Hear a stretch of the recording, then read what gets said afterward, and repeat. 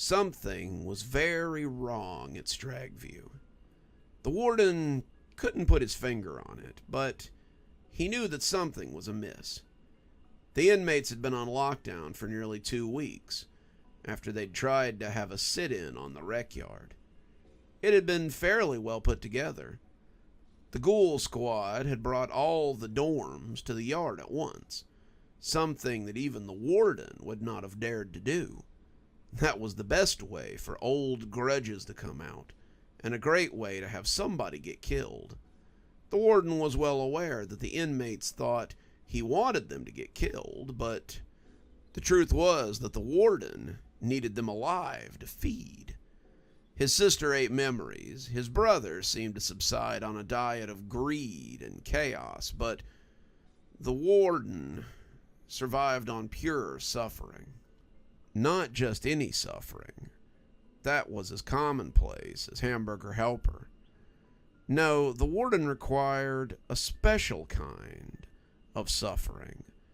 It was equal parts hopelessness, unrequited rage, with just a dash of sadness and opportunism sprinkled on top. So many bodies wrapped in an endless dance of suffering. The lack of hope was like one of those soups that's been added to for years and years while still maintaining its deliciousness. The warden was so strong because he had all these people to draw from, all this suffering to slurp at his leisure, and it made him quite the formidable target. Anyway, when they had been led to the rec yard by the ethereal peacekeepers, the warden had assumed that blood was about to spill. There was, at least to his knowledge, 6 or 7 formidable gangs on the compound, not to mention a dozen others with low membership that wouldn't even consider to be called small cheese. He suspected that the larger gangs would skirmish, as they almost always did, and the peacekeepers would do their best, but would likely be unable to break it up in time to stop quite a few deaths from occurring. To his surprise, all of them had sat on the rec yard and announced that they would not be moving until something was done about the lack of care, custody, and control. These 3 words, always wielded like a spear of justice, but never ceased to make the warden shake his head and roll his eyes. Maybe that's how prisons outside of his jurisdiction did business, but Stragview ran more off enmity, deception, and hopelessness. At first, the ghoul squad had simply stood there looking at them. They hadn't seemed to know what to do about their sudden lack of compliance, and then, each of them acting as if something in their hive mind had snapped into place, began grabbing inmates and dragging them back to wherever they had come from. The inmates resisted, often resisted quite violently, but they couldn't really hurt the ghosts. The other inmates tried to fight back as well, many of them throwing their peaceful protest aside as they attempted to fight the ghoul squad, but they had no luck either. They tried reasoning with them, they tried fighting them, they tried dropping to the ground and becoming dead weight, like the toddlers they so often were, but in the end, all of them were returned to their cell blocks, and any attempt to escape went nowhere. Inmates debated, which also went nowhere, and pretty soon it was dark, and everyone was back where they were supposed to be, yet again. The warden wanted to applaud his new staff for the steadfast following of rules and regulations, but this was not a group you could give a pep talk to. You could try, they would listen to you, but all you ever got were blank looks and listless eyes in return. They did not need your praise or your adoration. All they needed was work. You would dismiss them, and they would go back to whatever it was they'd been doing. But it just didn't feel the same as it had when the warden had commanded groups of living men. He'd gone down to confinement after that, thinking that viewing his latest acquisition would bring him joy. But it didn't. There were only 3 officers in confinement now. 3 mandatory employees who worked day in and day out. In a way, this had been a kind of victory. At least that's how the warden saw it. Sergeant Mobley had bemoaned the loss of his friends for decades, and now he got to work with them every single day. The 3 of them were the most efficient officers on the whole compound, and that was saying something, given the rest of the ghoul squad was nothing if not efficient. The warden had come down to look at Sergeant Mobley as he went about his day-to-day chores, and hoped to see something other than happiness there. Mobley dared to question him openly. Mobley had had the audacity to put his hands on him and shout at him. No one had shouted at the warden in a very long time. And then this man, this nothing, had reached out and taken hold of him. And that just wouldn't do.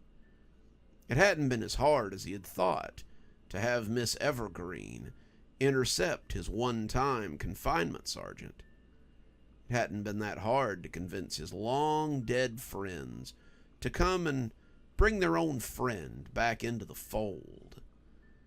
It hadn't been that hard to convince Mobley's spirit that it needed to stay at the prison and work and work and work until the end of time. However, when the warden looked at Sergeant Mobley, all he saw was that dead-eyed obedience that he saw from the rest of them. What had he expected? Had he expected Mobley to be different from the rest? Had he expected some of that fire, some of that spark to linger within him? He didn't know. But it only took a few minutes of watching the 3 conduct showers and stand firm in the face of spitting and rage that inmates threw at them before the warden had seen enough. He left confinement and walked the grounds of Stragview like a ghost himself. Something was wrong. He couldn't quite say what it was, but something was very wrong. When he had gone into the woods just before Halloween, the warden had been filled with a sense of vigor. Hopelessness and suffering had been up. The inmates were chafing under the new administration, and all of that lack of assurity and uncertainty was delicious. He had been riding a high that he didn't know if he'd ever come down from, but now the vivaciousness of his daily meal had changed slightly. Now he was receiving a kind of low-impact current, like a child having a nightmare. Some of it was the open bays.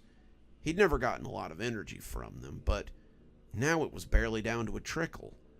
The open bay dorms generally had a little more freedom. They generally had a little more of the one-day escape hope.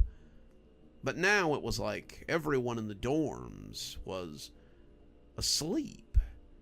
No one had come out for meals lately. Lockdown meant that meals were delivered to the dorms, but that should have only intensified the feeling of dread that he was receiving. It was starting to get that way from E-dorm and D-dorm as well. It didn't make any sense, especially not to him. Maybe he should go to the dorms like he used to, but something had kept him out of there as well. Call it malaise or call it lack of effort, but he simply hadn't felt like himself lately.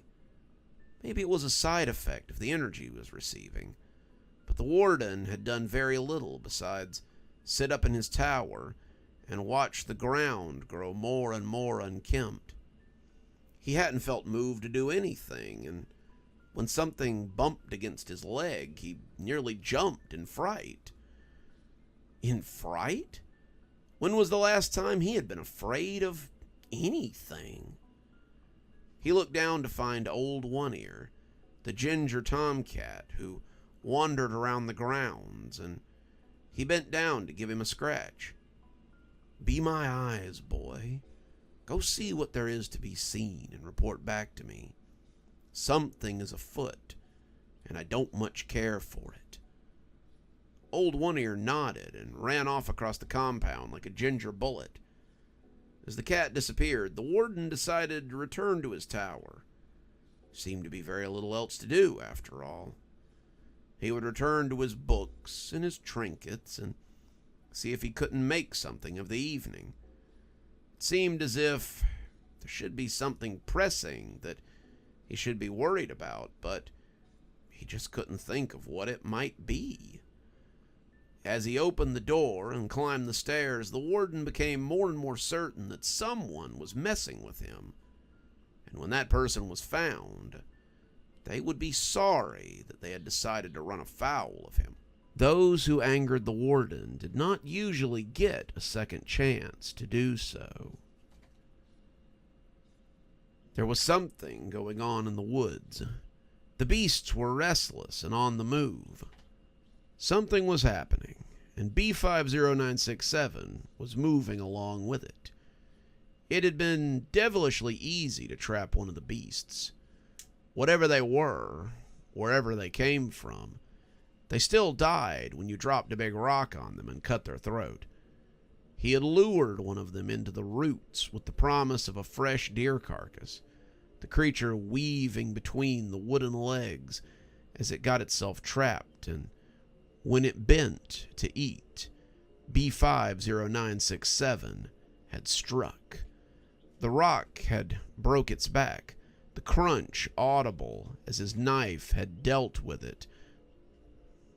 Now he wore its skin, stayed close to the slower members of the herd, and he was moving along towards the outskirts of the woods. It seemed he might be returning to Stragview sooner than expected.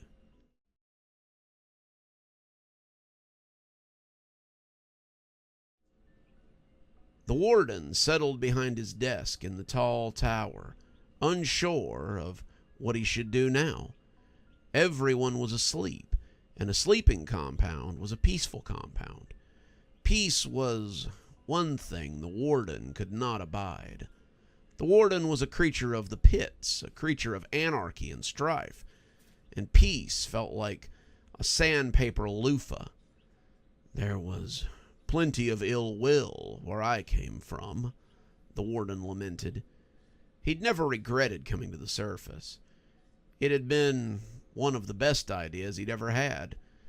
He had a little more power down below than his sister, being older by more than a few centuries.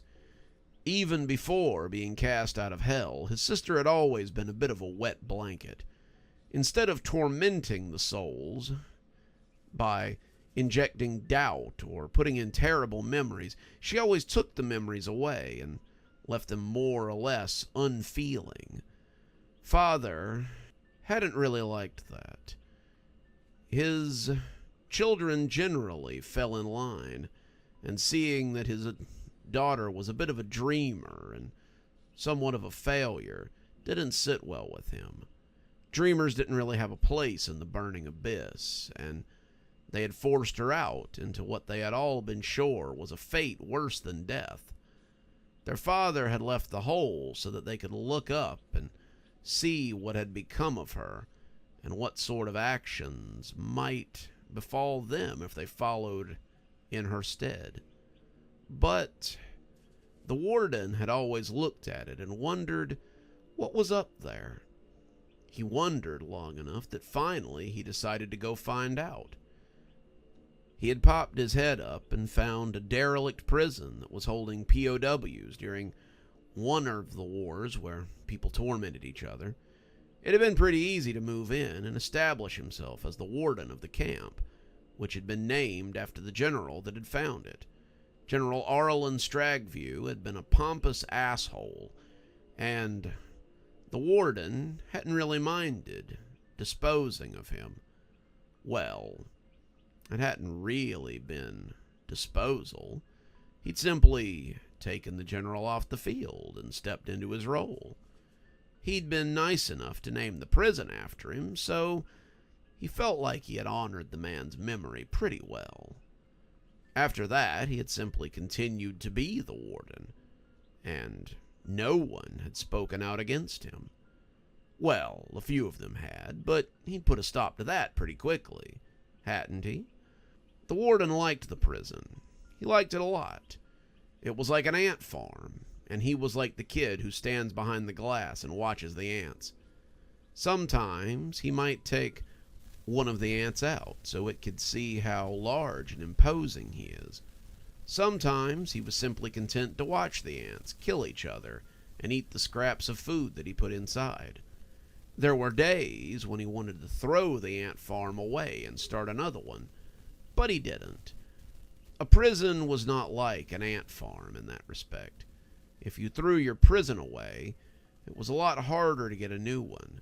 Besides, people would notice if his prison suddenly just stopped existing, and there would be all sorts of questions. Questions from the federal government, who sent him money. Questions from the state legislator, who also sent him money. And questions from the court system, who sent him inmates, which were the means by which he gained money. The money was incidental. He didn't yearn for it in the same way that his younger brother did. The money was a means to an end. With money, he could build more areas to house more inmates. With money, he could make more programs to give the inmates things to do.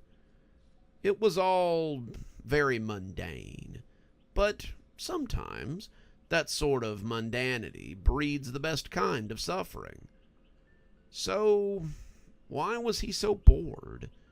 He had everything he ever wanted. The prison was now running better than it had ever run. It was employing officers who did not complain and did not want for anything. The inmates were miserable, which was providing him with a different sort of food source. It should have been great, but it just wasn't. The longer it went on, the more the warden was beginning to suspect that he had disrupted the natural order. No matter what you do, no matter who you torture, no matter what suffering you elicit, remember that the natural order must be maintained. That had been his father's favorite catechism, inasmuch as the old demon had had a catechism. It was something his younger brother had really taken to heart, but it was something that the warden had never really stopped to think about before. The natural order of the prison was suffering. Any fool knew that. They were there to be punished, and so they were. No, what he had broken was the natural order between the guards and the inmates. Most of the suffering was on the end of the incarcerated individuals, but so much of the suffering that he took in was also that of the employees. The long hours, the anxiety, the desire to escape, it was all something shared between the inmates and the guards. That's what's missing, he thought to himself as he leaned back in his chair and spun slowly towards the window. That singular woven strand of hopeless suffering. It isn't there anymore. I'm missing the taste and the flavors that I usually take for granted. And it's rather boring to have a group of individuals that just do what you tell them to do.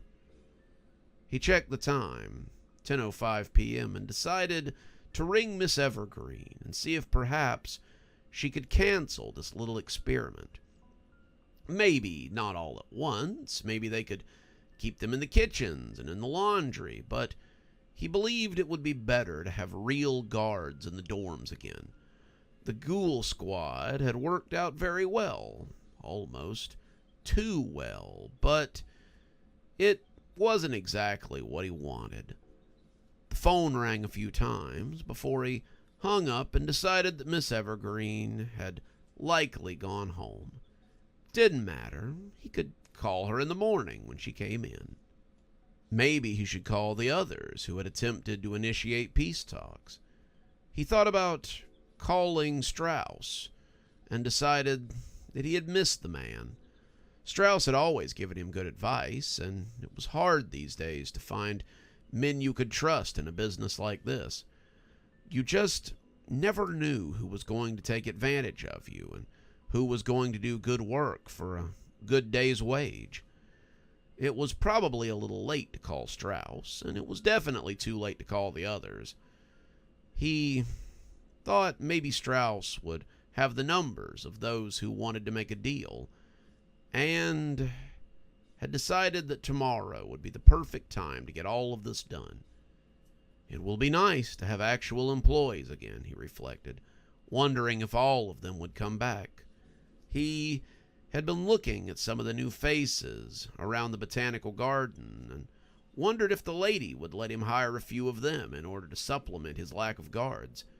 She had so many extras, her little entourage of brandy-lows. He was certain she wouldn't miss a few of them. Maybe she might even appreciate the increase in money they brought through paychecks. He was considering all of this when the big orange cat jumped up onto his desk and meowed loudly. "There you are. What news have you brought for me?" He leaned his face very close to the cat's, almost nose to nose, and listened as the cat told him everything he needed to know. "She is she? Well, perhaps I'll go see who it is she intends to meet." He moved out onto the balcony, leaving the cat to snuffle happily on his desk. And instead of unfurling his wings, the warden became as insubstantial as smoke and drifted down into the yard.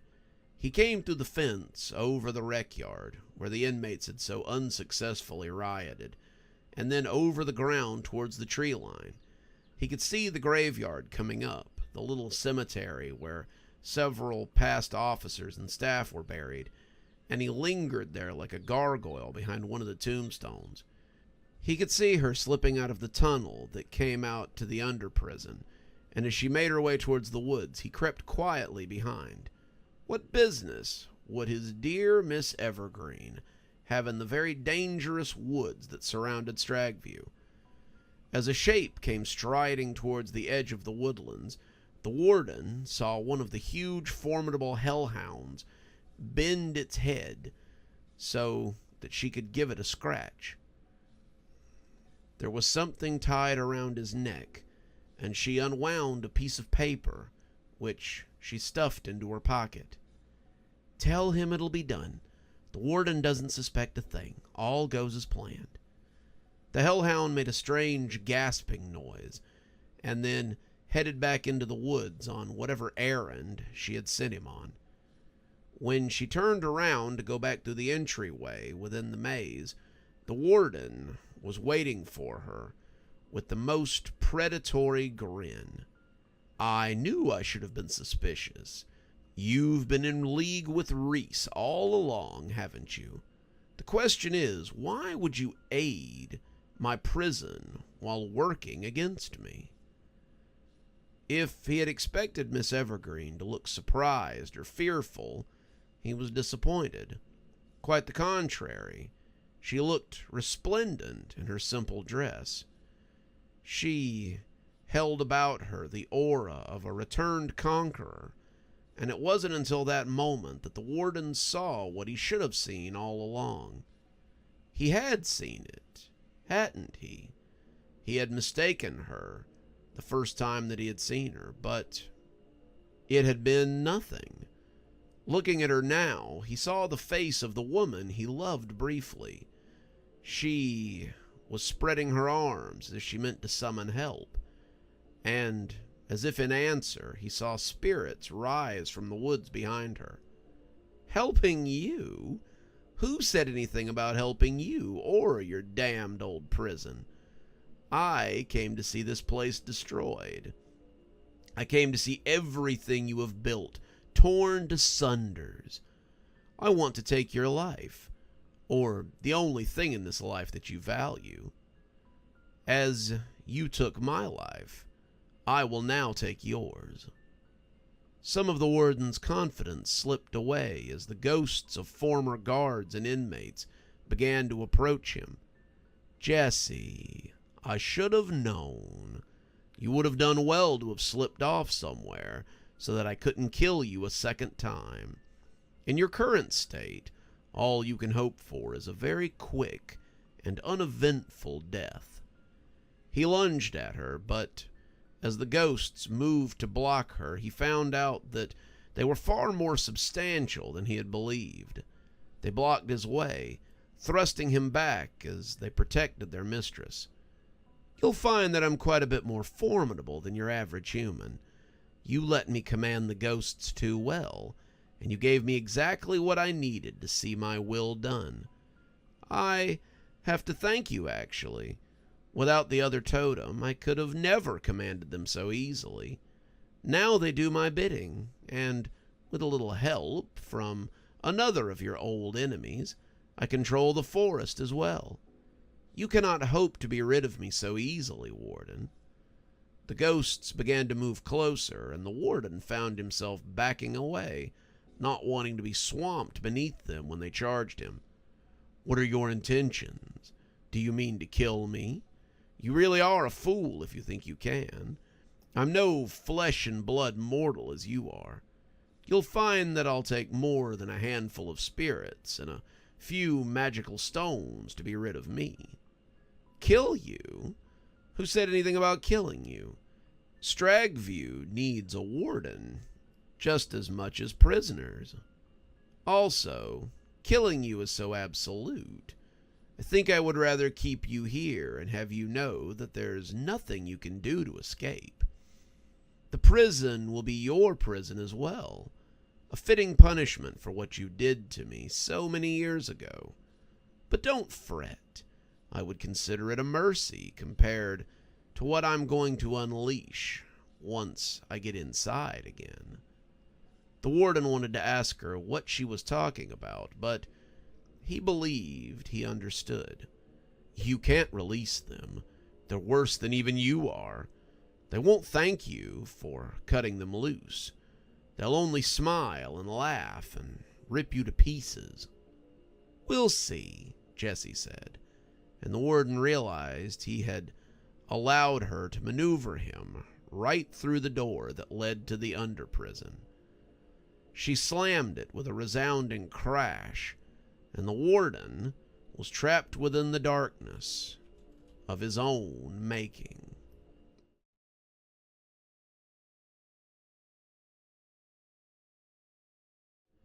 Bang! Bang! Bang! The Warden hit the door with all his considerable might, but it did little but send the frame into convulsions and prevent him from leaving. She had locked it from the other side, and when his own key wouldn't open it, he suspected she had broken the one she had off in the lock. She had gone to the other side, too, and when he went and tried to turn the lock in that one, too, he had found it similarly inoperable. He had begun to attack the metal door after that, but either he wasn't as strong as he used to be, or perhaps some of his strength had been siphoned off by the change in the prison's energy. The door showed several dents, but it had been made to prevent the escape of other strange individuals. That was what the under-prison was for, after all.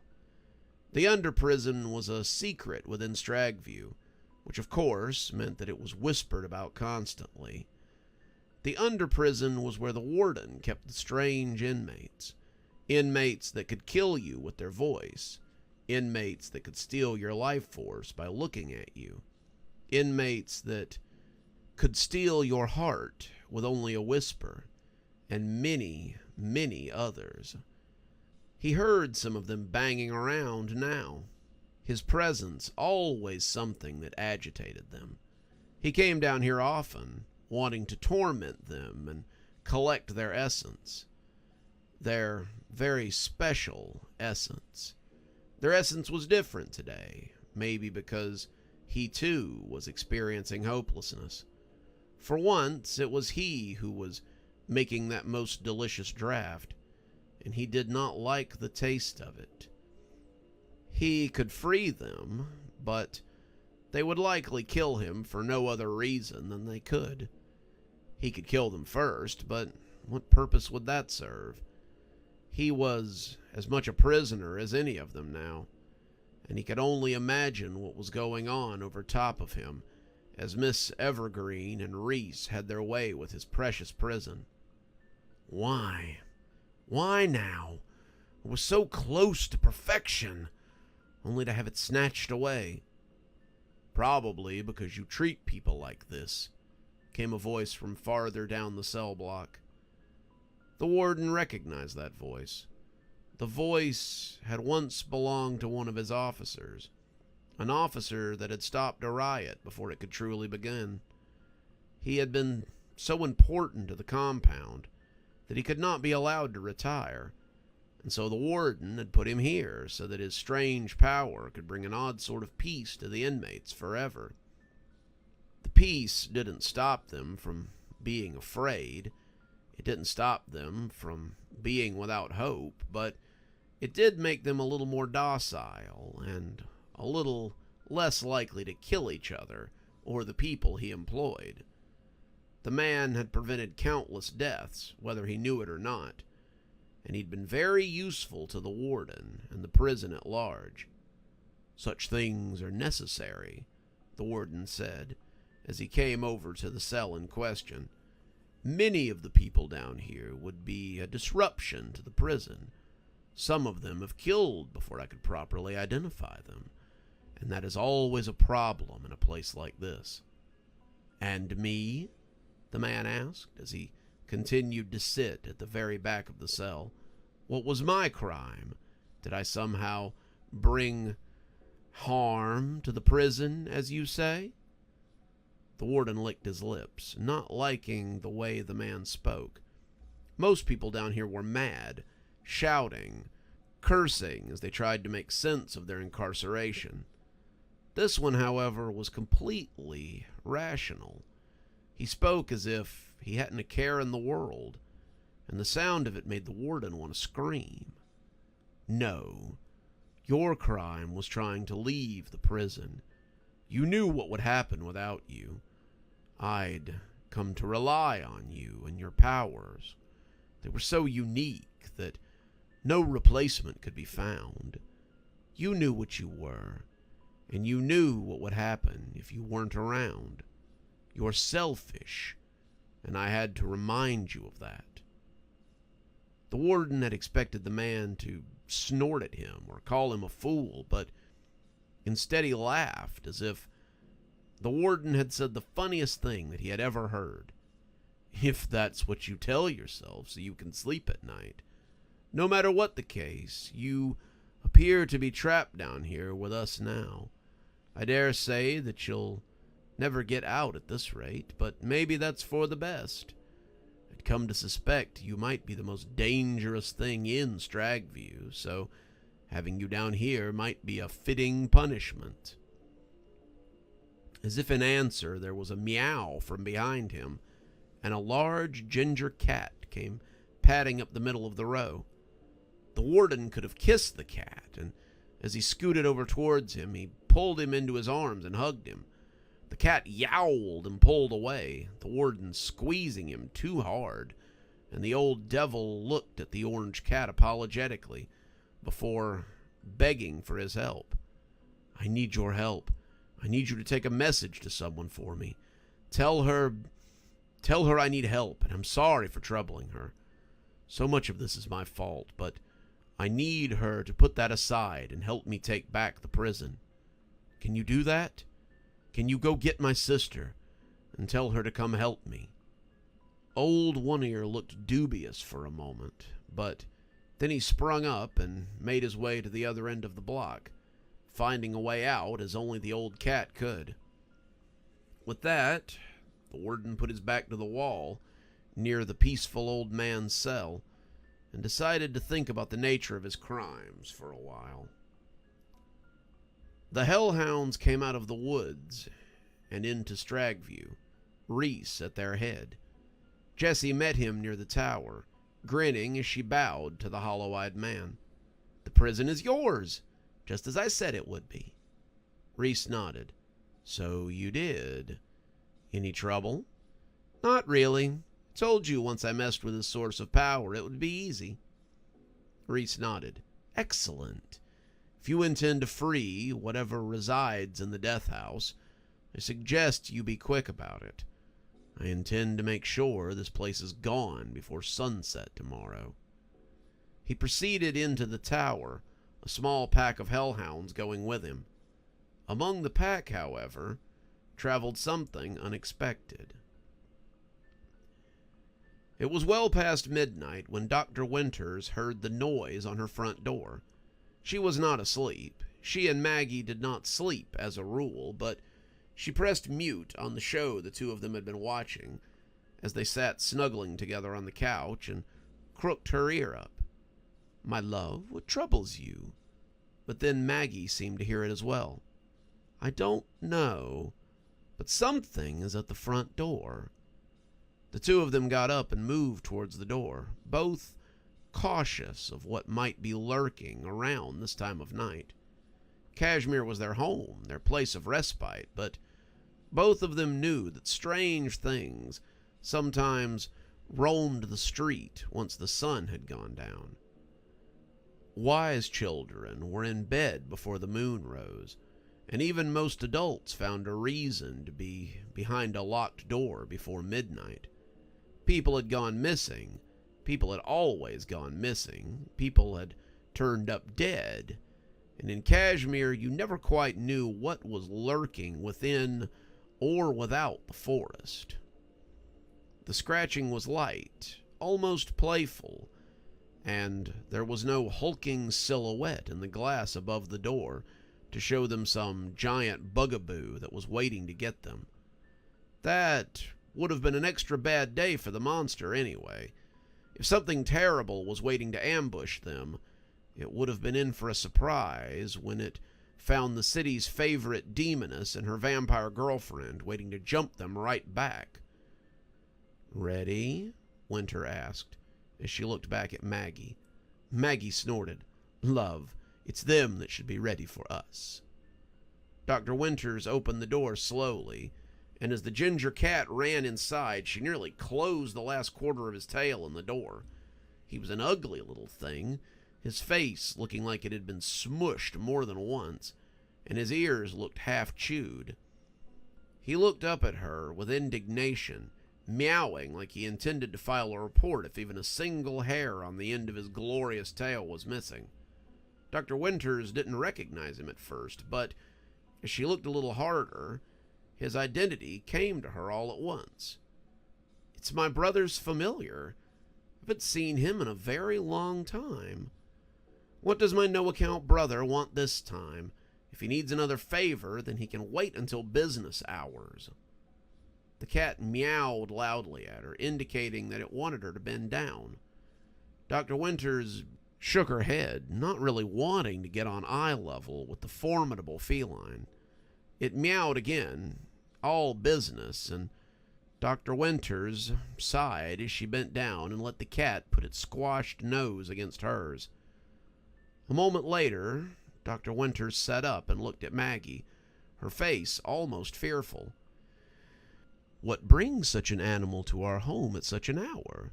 Maggie asked, crossing her arms over her chest.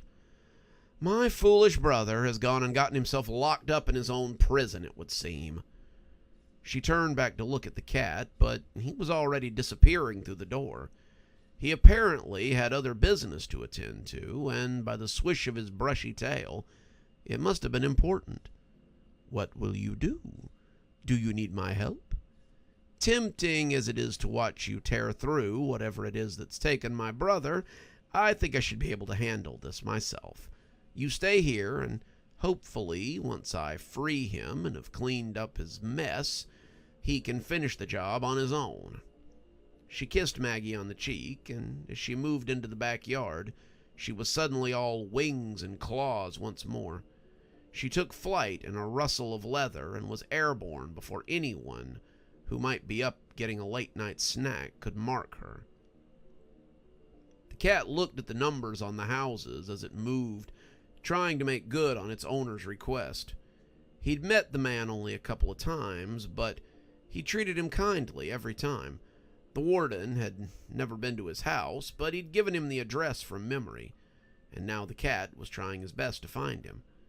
It skidded to a halt in the road, the numbers on the mailboxes going in the wrong direction, and it turned around and looked a little closer, finally finding the right one. Humans used such strange markings for their dwellings, and the familiar would never understand why they didn't just use scent trails like normal creatures. Old One Ear walked up the sidewalk, up the steps, and stretched as it ran its claws over the door. It took a little time, but someone finally answered. Dr. Winters felt watched in a way she never had before. As she flew over the forest, something marked her movements and took note of her. Winter had never felt unwelcome in the woods before. She'd never felt unwelcome anywhere in Kashmir, and the sudden feeling of dread confused her.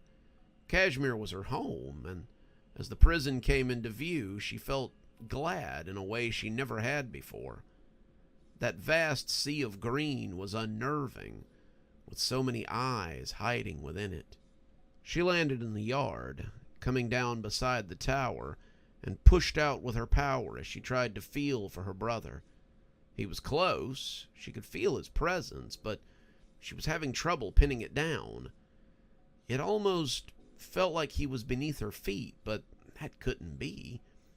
If they had buried him, there would have been no way for him to send the cat. When the lights came on suddenly, Winter squinted.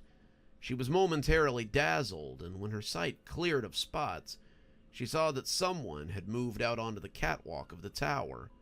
It was a woman, her sundress looking out of place in this edifice of stone and wire. And as she came into focus, Winter recognized her. She'd been a ghost last time she had seen her, but she was looking very substantial now. "You are trespassing on federal property.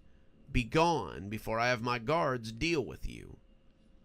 Winter sneered.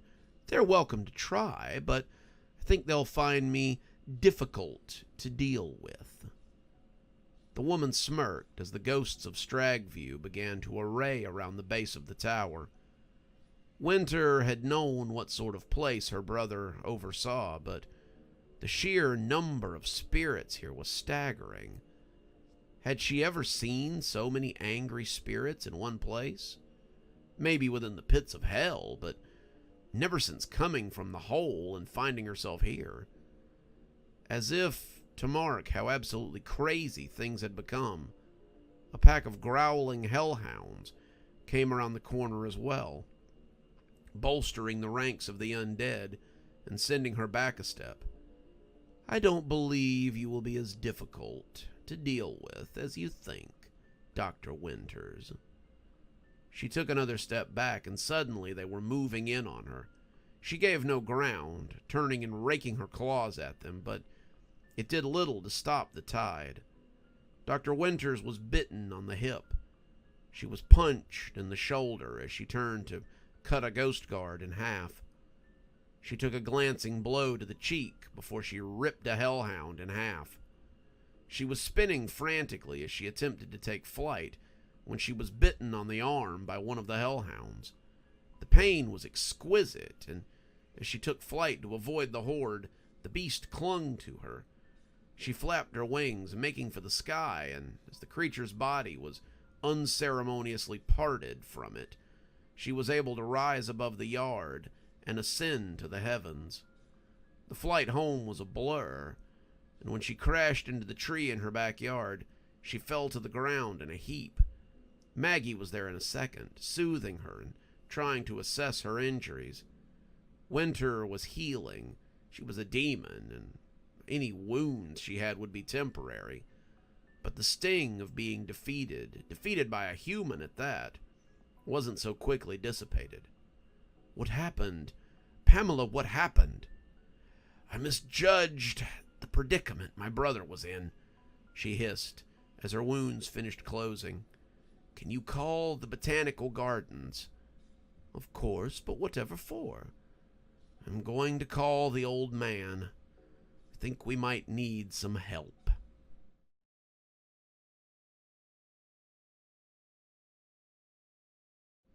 "Rise and shine, kid. There's trouble afoot." Marcus looked up groggily, trying to make his grandfather come into focus as he looked at the clock on his bedside table. It was 1 a.m., and even though Grandpa could run off 4 hours of sleep, Marcus needed at least 8 to be good for anything. "Gramps, what is it this time?" "We've been summoned. We are needed for something very important." "Oh, what is it this time?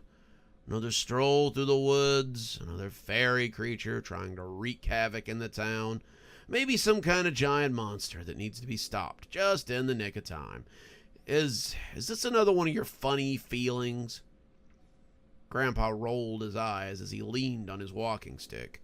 He was already dressed for adventure, and Marcus was beginning to wonder if he had one of those bat poles in his room that he could just slide down and get into his adventure gear. He had on his coat, his belt, where he kept various charms and knickknacks, his thick boots, his favorite pair of blue jeans, and a big gnarled stick that he used for various and sundry things. "Actually, this time it was a call on the telephone. Dr. Winters has called to ask us to help, and she wants to meet at her clinic in half an hour. Apparently it is a matter of town safety, and we've been asked to accompany them." Marcus hopped up, realizing that this wasn't just one of Grandpa's harebrained calls to action. Okay, I'm getting up." "That's good, kid, because I need you to make a few phone calls, too." Marcus was already heading for his closet, but he paused and turned to look at his grandfather. "I guarantee that nobody is going to want to hear from me this time of night." "Well, let's hope you're wrong. I think we're gonna need Glimmer and John for this one. Something tells me we might need all the muscle we can get." Sam was out on one of his nightly patrols when he passed the lady heading towards the gate. "Is everything okay? I didn't think we were going anywhere tonight." The lady looked at him, and she had the strangest expression on her face. Sam's grandmother had been known to use the phrase, "when a goose walks over your grave," and the lady's face looked exactly like that. It looked as if someone had rattled her, and she was looking forward to being unrattled. "I just received the strangest phone call. It was from that demoness that lives in town, the one who works for the Forgetfulness Clinic. She says there is a matter of some difficulty, and was asking for help." Sam raised an eyebrow. He was always on guard this time of night, he and Randy both, and the thought of her going off to meet a demon under strange circumstances did not sit right with him. They had never had any trouble out of Dr. Winters, or either of her brothers for that matter, but this time of year everything outside the norm seemed a little bit like a plot. They hadn't heard anything strange from the Green Man yet, but he wouldn't put it past the old specter to raise his head and do them mischief. "My lady, I would beg you to let me go in your stead. I know many of the people that will be there, and I believe your powers might be better served here." The lady smirked at him, seeing the ploy for what it was, but not wanting to argue. "If it isn't too much trouble, I'd been working on some pieces for the upcoming Christmas season." "I would consider it an honor to aid you in this matter," Sam said, smiling as he bowed respectfully. "Very well," she said. "Then you have my blessing to go as my champion. Go, and take the power of summer with you." Sam saluted her and headed out of the garden. Old Town wasn't far, but he'd have to hurry if he intended to be there by the allotted time. Randy was in the guard shack, probably looking for something to do at this late hour, and he smiled when he saw Sam approach. "Out on a late-night errand, Sir Knight?" Sam laughed. "Not you two. I swear, sometimes I forget my name's not Sir Knight." Randy shook his head. "You've come a long way from a wet-behind-the-ears security brat. I'm proud to have been a part of your development." "You taught me everything I know, to be sure," Sam said, clapping him on the shoulder as he left. Sam would never forget who had brought him into this life, and he was eternally grateful for Randy's quick thinking. He quite literally owed the man his life. John was going through his closet, trying to decide what to wear to his first semi-magical throwdown. He didn't have much in the way of armor or even padding, and he finally decided on an old motorcycle jacket that his friend had left once and never retrieved. It hung off him, and he looked like a kid playing pretend more than anything. He paired it with a cable-knit sweater — it was about 40 degrees out there after all — and a pair of jeans. He wished he had some real boots to complete the illusion, but the best he could do was a pair of old hiking boots. He slipped a folding knife into his pocket, pulled on his necklace that Grandpa had given him, and decided he was as ready as he was ever likely to get. His phone buzzed then, and he saw that Marcus and Grandpa were here. "Guess it's go time," he said, not feeling convinced in the least bit. He walked out to find Grandpa's old pickup sitting in its parking spot. "There's room in the back," Marcus said. "I don't think Glimmer would mind." Glimmer nodded, sliding over and giving John some space. She was armed to the teeth, and John suddenly realized this might be even more real than he thought. They headed out with a blast of the tailpipe and the comfortable smell of old oil. Dr. Winters snorted as the old man walked in with his entourage. It was a ragtag little group. The old man and his grandson, another young man who looked out of place in his motorcycle jacket and hiking boots, and one of the elves that called this part of Georgia home.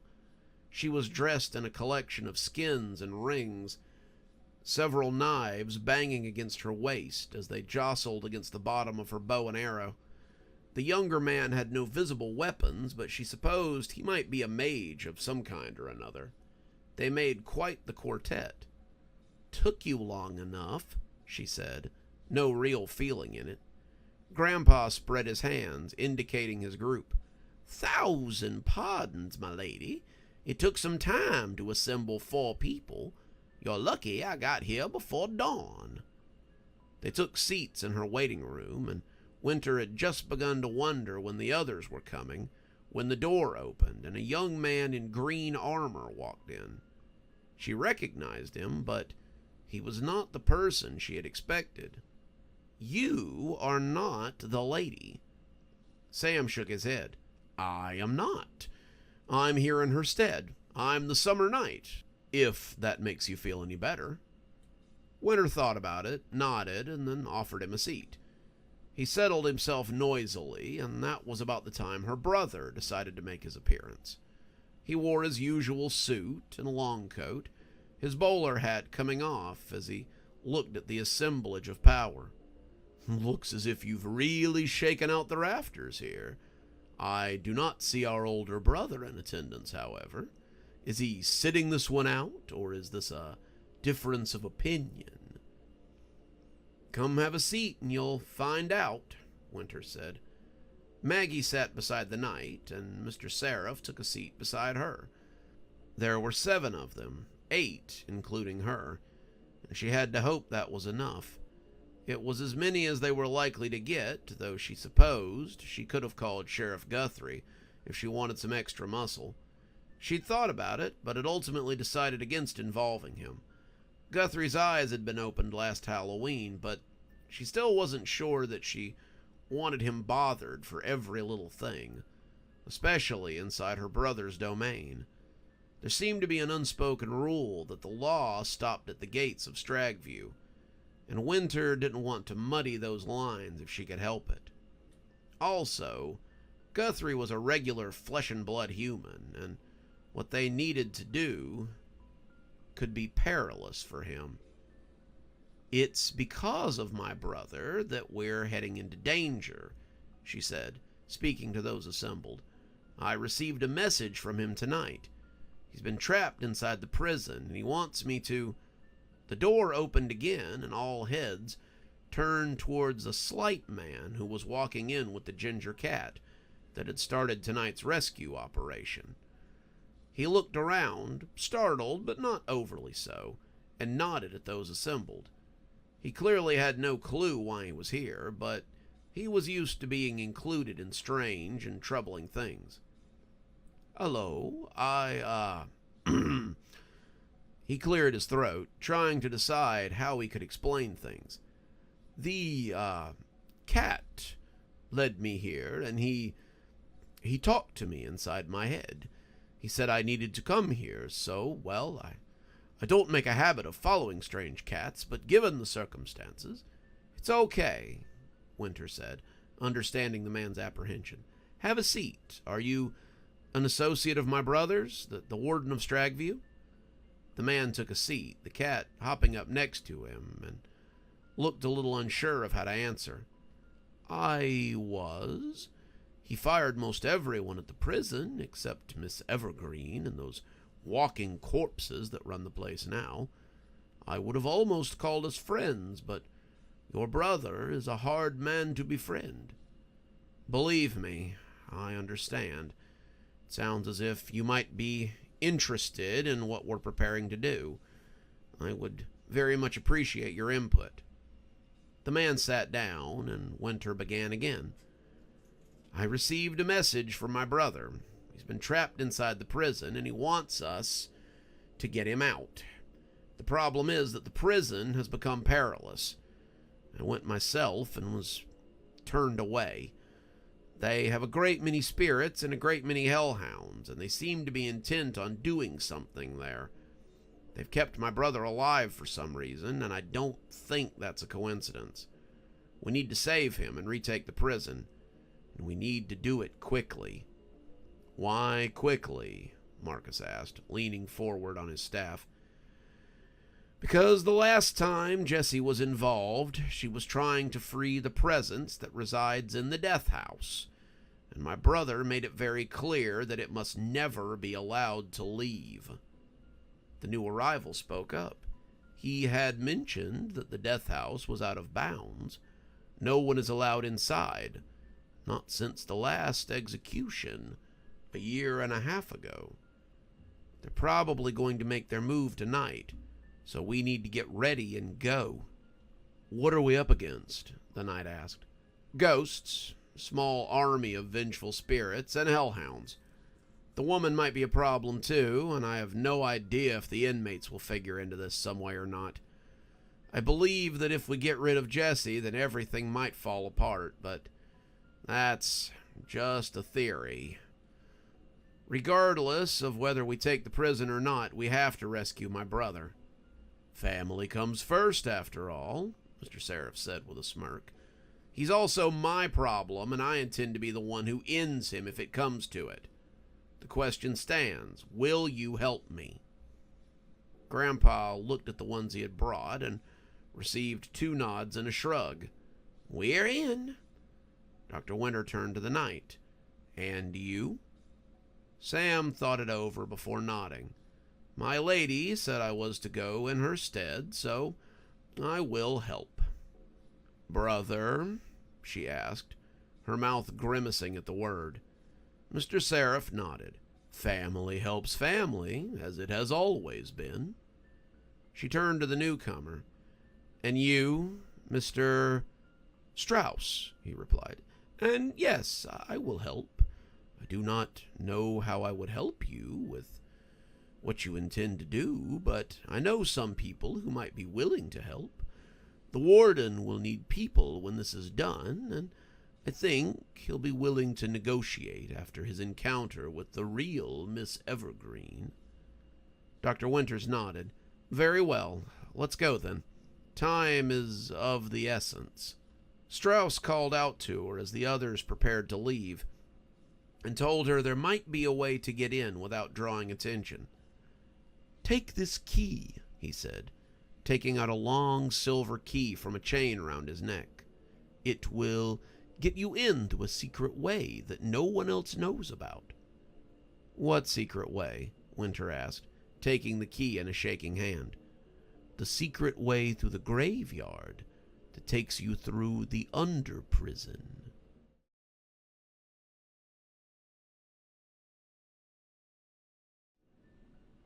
warden looked up as he heard the door open. He'd been down here for a while, a couple of hours at least, but it felt like decades. Something was going on, something he didn't understand, and he hadn't felt this weak in centuries. It was like someone had turned his energy flow down to a slow drip, and as he came to his feet, his vision swam. He felt sure he was about to fall down again and grab the wall for support. "I'm surprised you're still upright. You really are a strong one, I'll give you that." He tried for something threatening, but barely made it to indignant. "What have you done to me?" She laughed, and it was the laugh that he had once loved to hear. "Isn't it obvious? You draw your power from those in your charge, so I've put them to sleep." He took a stagger step towards her, meaning to throttle Jessie, but he stumbled and fell at her feet instead. He was being lifted again, hands under him as unfamiliar faces swam around him, and soon he was face to face with the woman he had shuffled into an early grave. "Ow," he rasped out. She held up the totems, the screamer and the laugher, and shook them in his face. Combining them makes all sorts of things happen. It's surprising what you can do with a little ingenuity. Now, we're going to see what else I can manage with some of your power. Her ghostly servitors hauled him from the under-prison, and the warden swooned as they dragged him to his fate. Reese was heading to the top of the tower. It wasn't a long climb, but he was really taking his time, savoring it. He knew the warden had all kinds of interesting things in his office. Interesting in the same way the totem was that he had found out in the woods. And he was quite sure that one of them would help him pull this prison to pieces. It didn't matter, though. He would pull this place apart, brick by brick, if he needed to. He'd waited years for this moment, and it was the end of a long and fraught journey for him. The hellhounds were coming up the stairs behind him, and he was glad for their presence. He didn't think he would ever be able to return to the real world. He'd lived in the woods for too long, gotten very close to the pack he now commanded, and he couldn't imagine being away from his new family. He kicked the door to the warden's office open with a single shot and smiled as he looked over the wonders. The office looked like the office of Sherlock Holmes. The books and the desk were immaculate, and when his eyes fell on the glass cabinet on the far wall, he believed this was where he would find what he was after. He stepped towards it, but then his eyes fell on the catwalk that ran around the outside. How many times had he looked up and seen the warden walk along it? How many times had he thought about walking along it himself? Now, he had the chance to look over the prison and see it as a bird must, and he realized he wanted that look more than trinkets. "I'll be back. Stay put," he said to his hellhounds, and as he walked out onto the catwalk and the wind hit him, he felt alive for the first time in years. The tower wasn't huge, but it made him feel powerful to stand over the prison like this. It was his now, if he wanted it. Suddenly he realized he could be the warden now. He could rule this prison like a god, and when something nudged his hand, he let it drop so he could stroke the hellhound. It wasn't surprising. The hounds followed him everywhere. They were his family. They were his friends. And he smiled as his hand slid over the smooth skin. He wondered if this creature could see what he saw, and if it understood how high they were. Had it ever seen a view like this? Would it understand if it could? So when the creature he was petting suddenly ran a blade into his stomach. It came as an absolute surprise. Reese doubled over, falling to the metal walkway, and it was then that he noticed the creature was not one of the ones he had lived with for so long. The skin was hanging from something that moved beneath it, and as it turned towards him, he could see eyes peeking from beneath the hood. It was someone wearing one of the creature's skins, and the whole apparatus had been put together so well that he would have never noticed unless he was right up on it. Whoever it was, they had taxidermized the creature just so, and hollowed it out in such a way that it kept its shape without losing any of the sleek majesty that they often possessed. The man stuck his head out from under the costume as Reese rolled to his back, and that's when he put the knife in him a few more times, just to be sure. As Reese bled out, he took some solace in the fact that the creatures he loved so much had noticed what was going on and were running to his side. They were now ripping at the costume to get at the man lying beneath. It wouldn't last long, so Reese decided to ask his question while there was still time. Why? Why would you do this? As the creatures tore open the Trojan horse and revealed the man, he smiled and whispered the last words he would say in life. I wanted to be free.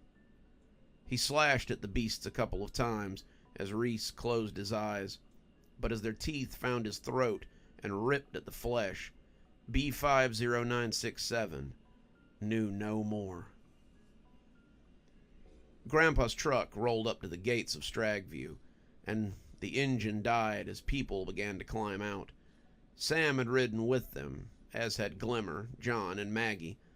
Dr. Winters and Mr. Seraph had flown behind them, looking like a pair of grisly kites as they approached the prison, but they had broken off as they came to the border. Dr. Winters said they were going to try something a little different. The lights were on, but the whole place looked abandoned. All of them had been to some creepy places in their long and strange journeys in Kashmir, but this one was definitely one of the spookiest. How are we going to get inside? John asked, but he turned as he heard the sound of ripping metal and tearing chains. Sam's sword cut cleanly through the metal, tearing the fencing asunder. Someone would need to fix that before the inmates found it, but that wasn't a concern to any of them. If the warden lived, then it would be his problem. The group headed in through the hole and walked up the main drag that the inmates would have used to get to chow and education and medical. There was a gate up ahead. Grandpa thought he had heard it called the center gate, and it was standing open as if in invitation. Be on your guard, Grandpa was saying. They could be anywhere. Marcus and Grandpa had their staves out. Sam had his sword in his hand, but wasn't holding it at the ready or anything, and Glimmer had drawn an arrow back in her bow as she scanned around for enemies. John was using his senses to feel around for ghosts, and Maggie had shed some of her glamour and looked a little more like the vampire that she had been during the War of Winter. I hope those two know what they're doing, Marcus grumbled. They went through the gate, but they'd barely taken a step into the housing part of the compound when John told them to stop. There's so many of them. They're hiding, but not very well. They seem to be waiting for us to drop our guard so they can bury us. Gramps, he said, if you can put a shield around us, then we might be able to survive when they all jump out at us. Grandpa nodded, throwing up a quick shield that domed around them as Sam got ready to do violence. Glimmer was glancing around, on guard for the first attacker, and they all moved in a close-packed group, keeping the magic users towards the middle. They all likely felt apprehensive the closer they got to the tower, but it wasn't until they saw a small group heading for the gate that would lead to the death house that they began to hurry. There were 3 of them, and 2 of them were clearly hauling someone who was not in a good way. The woman was in the lead, the one who had threatened Dr. Winters earlier that night, and it wasn't until they came even with the tower that the spirits of Stragview made their presence known.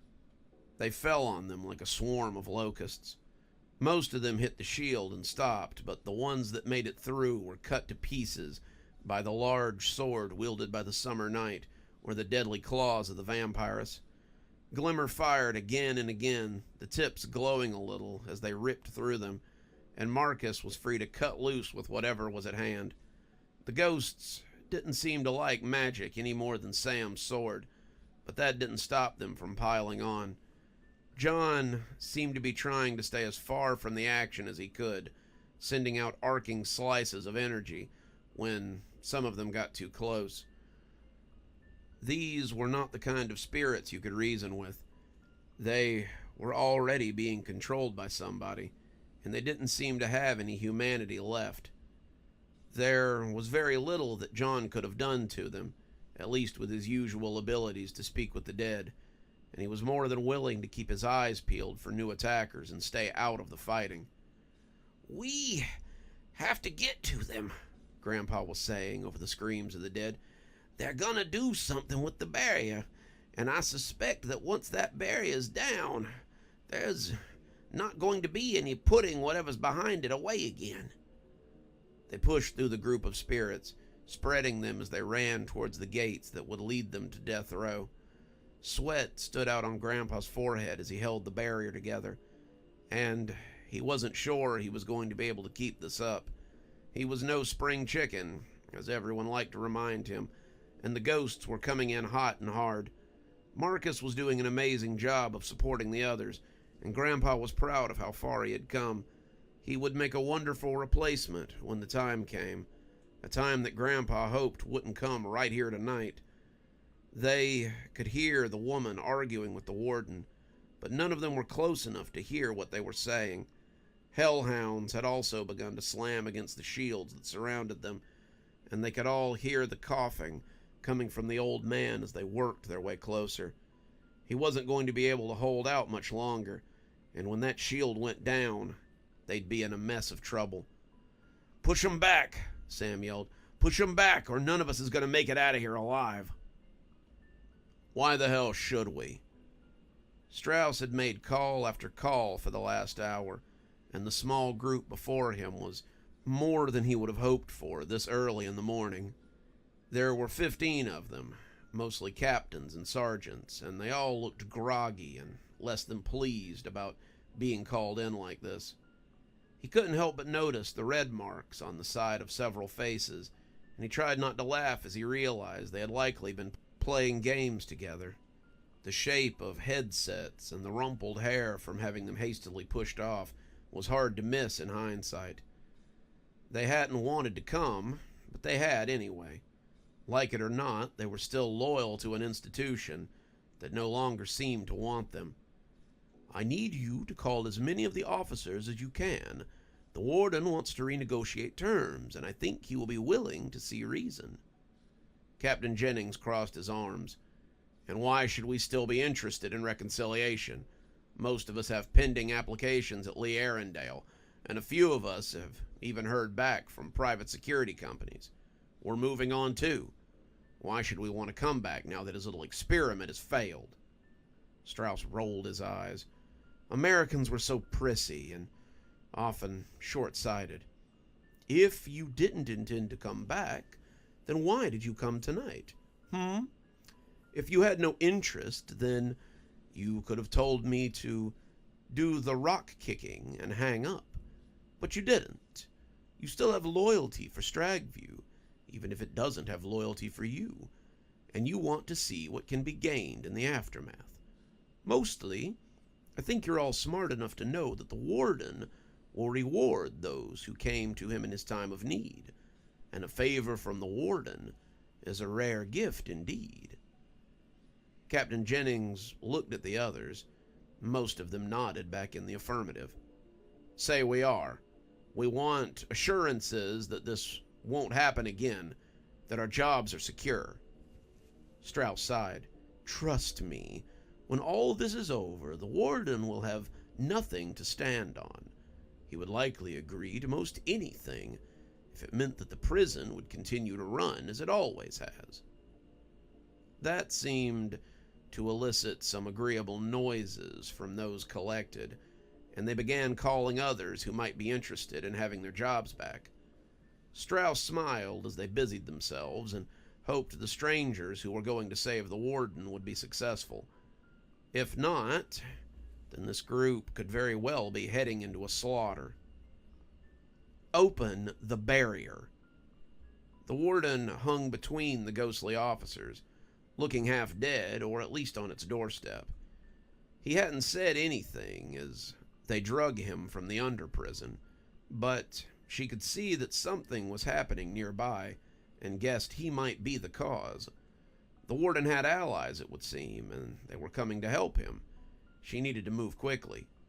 "Open the barrier," Jessie said, sounding reasonable in the face of her escaping time. "Go to hell," the warden replied, though it was barely a whisper. "You realize I could just kill you and the barrier would come down anyway." The warden rolled his neck bonelessly so he could smirk at her. "Honey, if you could kill me, you would have done it by now. You can drain my energy, you can put me to sleep, but you can't kill me.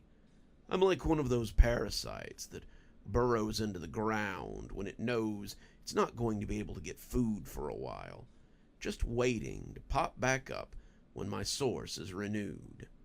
She ground her teeth together. "I could torture you. Is that what you want? Why don't you just use the totem to get in? It worked so well before. You simply use it to make a hole in the... Oh, wait. That's right. You can't. I fixed that, so no one could force their way in again. Now, I'm the only one who can make it inside, and that's why we're having this conversation in the..." She slapped him hard enough to rock his head to the side, and when he smiled at her, it was ghastly. "Sweet nothings will get you nowhere with me. If you open that barrier, then we're all dead. If I don't open it for you, you claim you're going to kill me. If I do nothing, then I'll be comatose inside of 5 minutes. There isn't a lot of incentive for me to do a damn thing. Also," he said as he lolled his head to the side, "it appears that my friends have come to save me. Do you really have a lot of time to waste? Why not just run away and try again some other time?" Jessie felt her teeth come together in a frightful grimace. He was so smug, so sarcastic. She hated him for stringing her along. That had been their whole relationship, her giving, and him just playing with her emotions. Well, she wasn't some girl anymore. She had power, and he knew it. She took him from the two spirits that had him, and to his absolute surprise, she pushed him into the barrier that lay around the death house. He screamed. The pain was intense. It felt like he had swallowed a live wire, and he writhed inside that energy field as she stood watching him. "It seems there's a fourth option. Either you bring the barrier down, or you sit in there and suffer like a fish on a hook. Tick-tock, Warden. Doesn't seem like you have a lot of time either."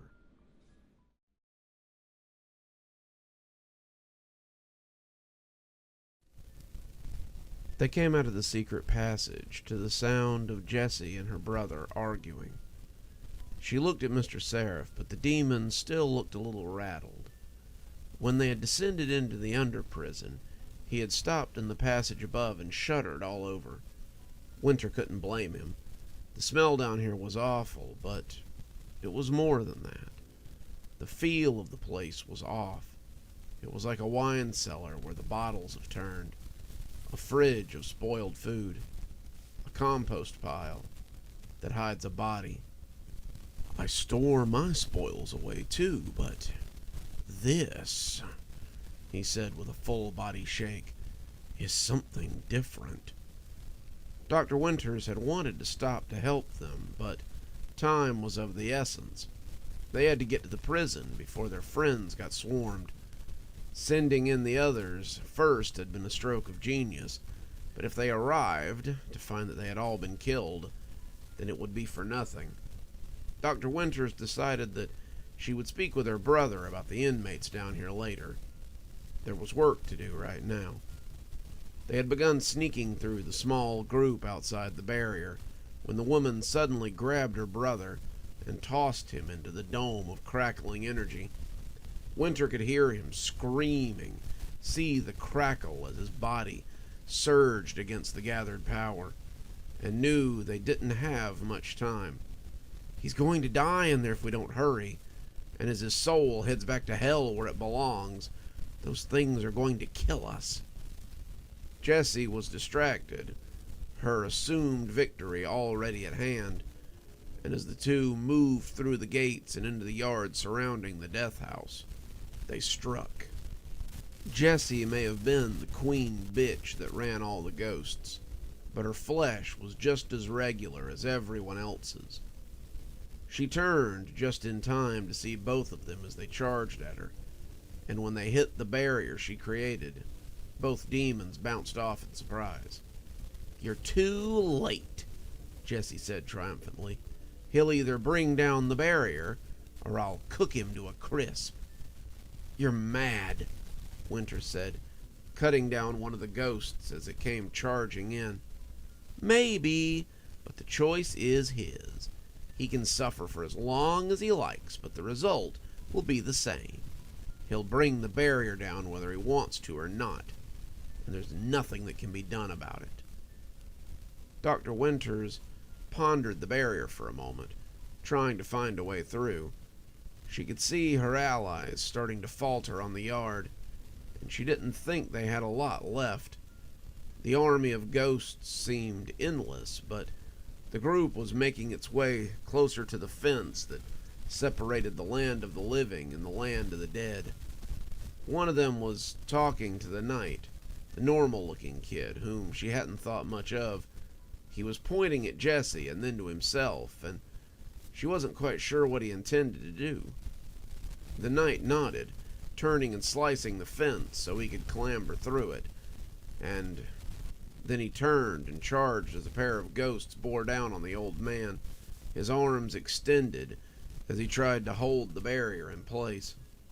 The kid was running towards them, her brother slashing his fist against the sphere in vain, and when the kid passed through it as easily as a finger through a soap bubble, both of them just looked on in astonishment. Jessie seemed just as shaken as he was. "What the hell do you think you're doing?" she asked, taking a step back. "That barrier should be thick enough to hold most anything at bay." The kid was walking towards her slowly, holding up his hands to show that he didn't have any weapons. "I'm guessing it wasn't made to keep out regular old humans. I came to talk. I want to de-escalate things before it gets out of hand." Jessie laughed, shaking her head. "Things have been out of hand for a long time. I don't think there's any bringing them back now." The kid was close now, about 15 feet away, and Winters wondered what the game plan was.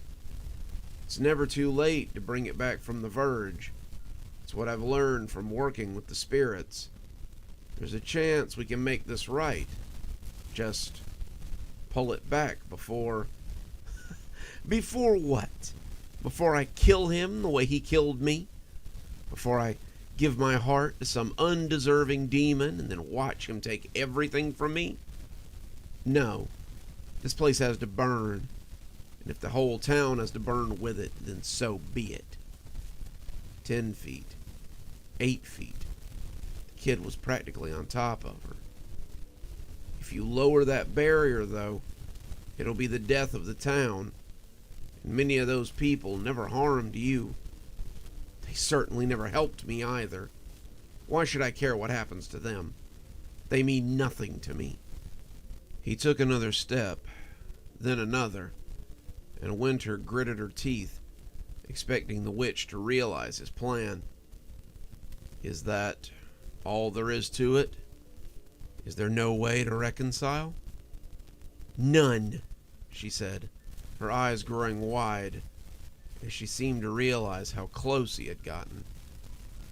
"Then I'm sorry," he said, lunging forward and shoving her. He shoved her into the crackling barrier, and her screams joined the warden's as her face filled with fear. The warden was a demon, and as such, the barrier would take a long time to finish him off. Jessie, however, had no such protection. The reason the dorm was off limits was that touching the barrier would result in a person being burned up fairly quickly. Jessie was reduced to ashes in seconds, nothing more than gray particles, and as the totems fell to the ground, something happened out on the yard. The spirits stopped mid-fight, like toy soldiers who needed to be cranked again. The hellhounds kept going, but without their ghostly entourage, they weren't quite as intimidating as they had been. The group pulled in close, defending the hole they had made in the death house gate, but they needn't have bothered. The spirits slowly sank into the ground, free of whatever hold Jessie had over them, and they were finally able to get back to whatever awaited them on the other side. The hellhounds, sensing something had gone amiss, tried to head back into the woods, but as the warden came free of the barrier, he summoned up the last of his energy and called out to the dormant beasts that lay beneath the ground between the woods and the prison. The hellhounds were in for a surprise as they tried to flee, and as the mouths of teeth came up to swallow them, they yelped and thrashed as they were pulled beneath the ground. Some of them made it, but with nowhere to go and no one to lead them, it would be back to business as usual. Without Reese, they would likely have to fall back under the heel of the warden.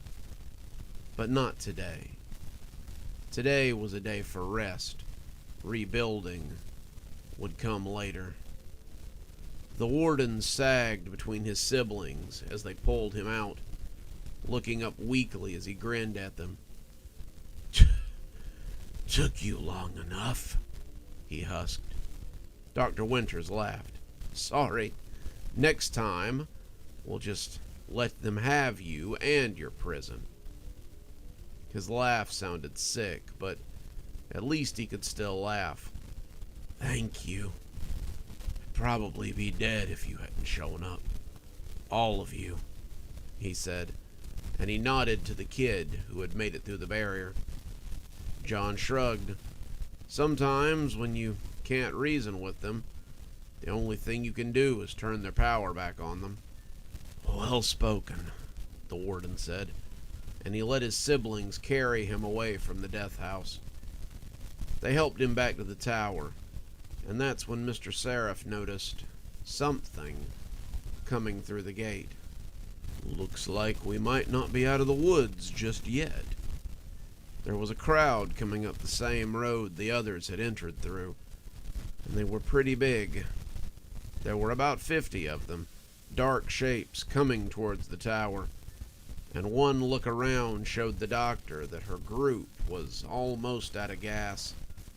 Sam and John were still relatively fresh, one having done very little fighting, and one having the might of a fey court behind them. Glimmer was breathing heavily, Maggie too, but they looked ready to fight a little more. The wizards, however, were out of gas. The old man was coughing, his breathing short and wet, and Marcus looked ready to fall over. They had both thrown around a lot of power, and they would need time to recover. Dr. Winter knew that she and her brother would have to take the lead on this one, and she hoped they had enough power left to get the job done.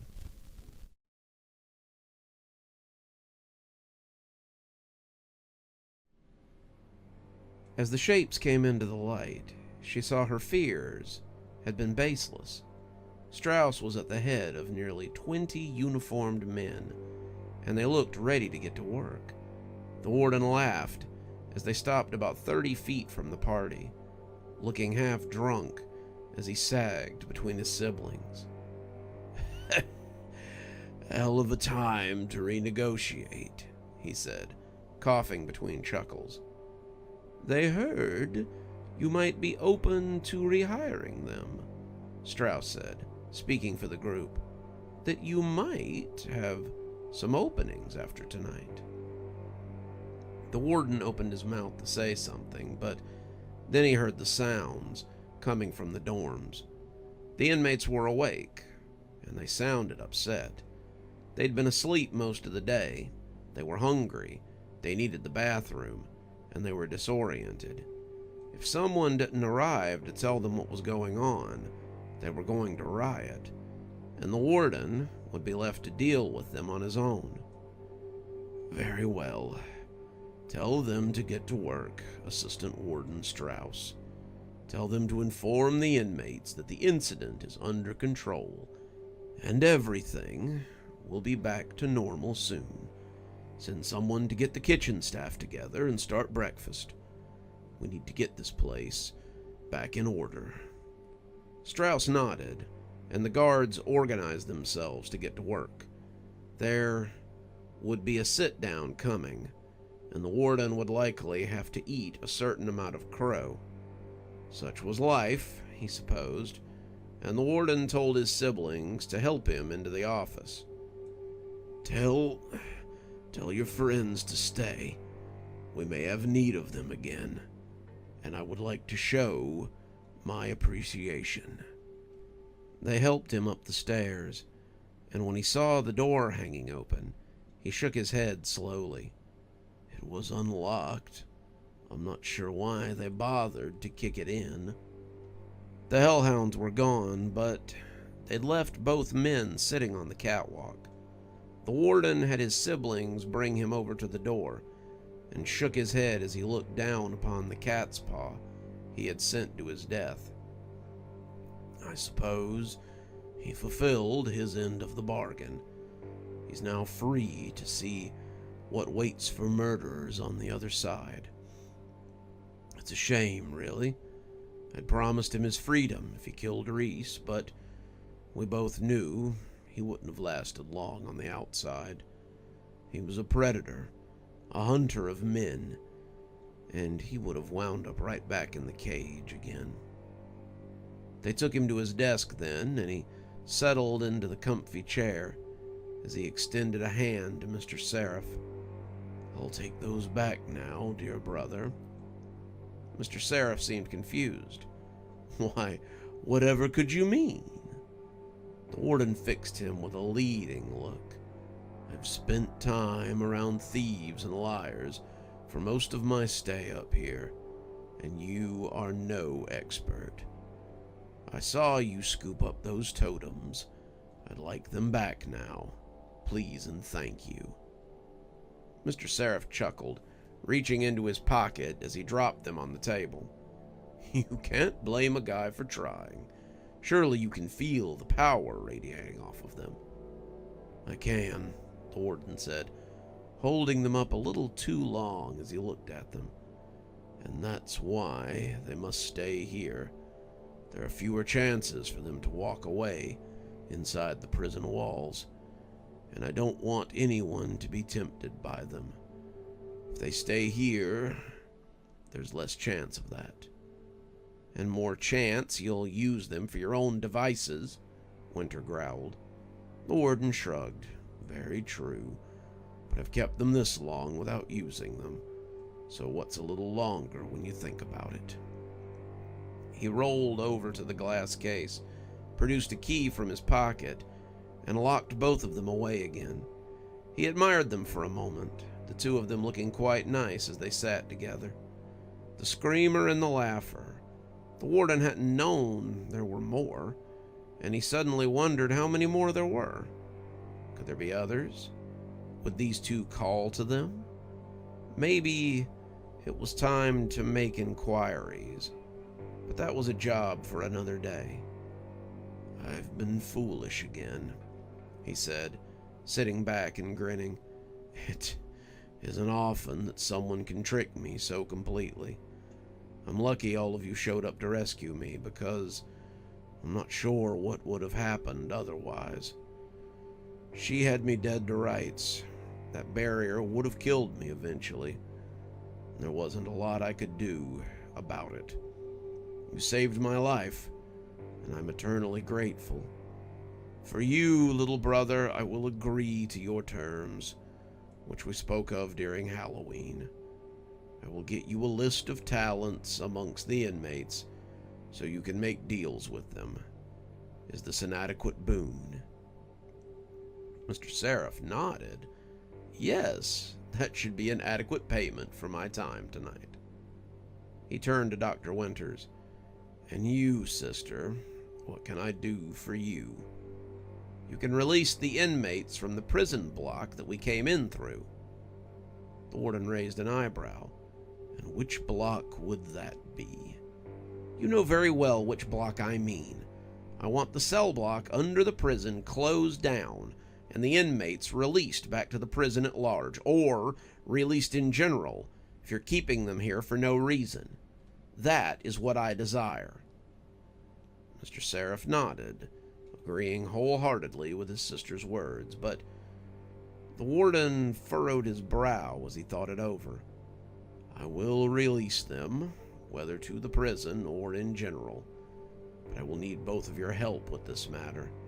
These inmates are dangerous, often difficult, and I may need you to convince them that they aren't." "What do you—" Winter asked, but the warden waved her off. "We'll discuss it, but rest assured, we will see the under prison is closed before the start of 2027. It's probably time anyway.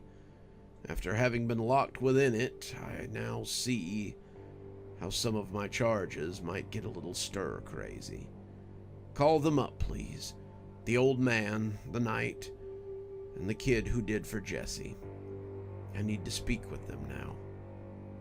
Dr. Winters stayed, but Mr. Seraph took his leave. A moment later, Grandpa, Sam, and John came in. The warden was feeling a little steadier now, his energy source back in place, and he was sitting behind steepled fingers when they entered. "Thank you for your help. This isn't the first time some of us have met, and I want to personally thank you for saving my prison. Old-timer, I know you and my siblings haven't always had the best relationship, but you came when I needed you, and I appreciate that. What can I offer you as thanks?" Grandpa only shrugged. "I didn't do it for you. I did it for the town. I also did it a little bit for your sister. She has really impressed me, and I like helping her when I can." The warden nodded.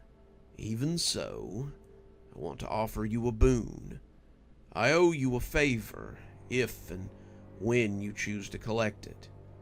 Thank you for your service tonight." Grandpa nodded and left. "Samuel, so good to see you again. What is it that I can do for you in exchange for your service?" Sam thought about it. What would the lady have asked? There was only so many things the old demon could give him, but he could think of only one thing that might be of real use to the park. "We would like our contract with you to no longer include body disposal.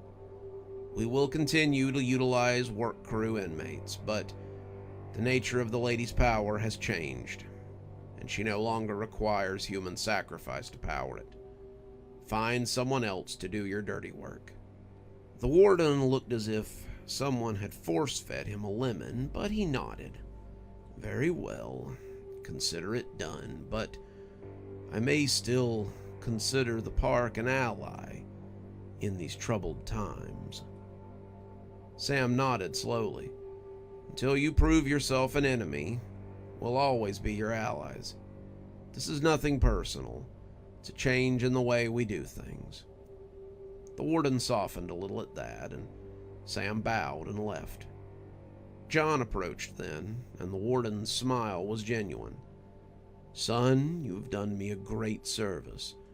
You may have even saved my life. For that, I am thankful. What can I do for you to make amends?" John was having trouble focusing. His eyes seemed to be pulled to something over the warden's shoulder. The warden glanced back, but he couldn't see what the man was seeing and thought it might be some odd power he had. John looked at the thing only he could see and nodded before turning back. "For starters, you can release him." The warden glanced back again, not sure what John was talking about. "Who?" "B50967. At least, that's what he says his name is. He says you made a deal with him, and now he wants to be free." The warden turned to face the back wall, still not seeing the man, but guessing he was there. "A deal is a deal. I free you from this place, Daniel Cribbs. You may go and find whatever peace you are entitled to."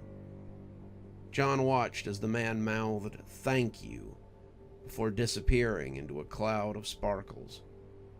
For a man who was likely going towards the closest thing to uncertainty, Daniel Cribbs, B50967, looked pleased with himself and satisfied for the first time in his life.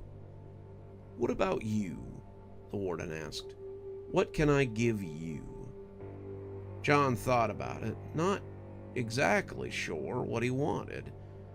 He hadn't come here expecting to get much beyond a pat on the back and a long walk away with his life. Like Grandpa, he had done this because he was asked, and approaching Jessie and then pushing her into that whatever it was had been a big surprise. He was going to have some nightmares about that for a while, and now this creepy guy was offering him favors. "I guess maybe I'd like to understand the town a little better. If I'm gonna be the guy who talks to ghosts and helps out wizards, then maybe I need to get better at what I do." The warden smiled. Knowledge. What a novel concept. He walked to the cabinet where he stored his things and took out a leather-bound book with a crisp, clean look to the cover. "This is a comprehensive history of the town. I wrote it myself, and it details the town's history from the time I came here till the present day. It might help you discover some things that you will find useful." John took the book, thanking the warden before leaving too, and soon the group could be seen heading out the main gate and back towards the truck. "A brain, a heart, and some courage," the warden said, turning back to his sister as she lingered. "And now, Dorothy, I suppose you'd like to go home, wouldn't you?" Winter rolled her eyes as she pushed away from the wall, heading for the door. "I'll be back to talk about your under-prison. Until then," she said, not liking the words as they passed from her mouth, "I'm glad you aren't dead." She left then, she and Maggie soon walking up the path, and the warden was left to sit on his throne once again. He relaxed for the first time in a week. It had been a long and trying time.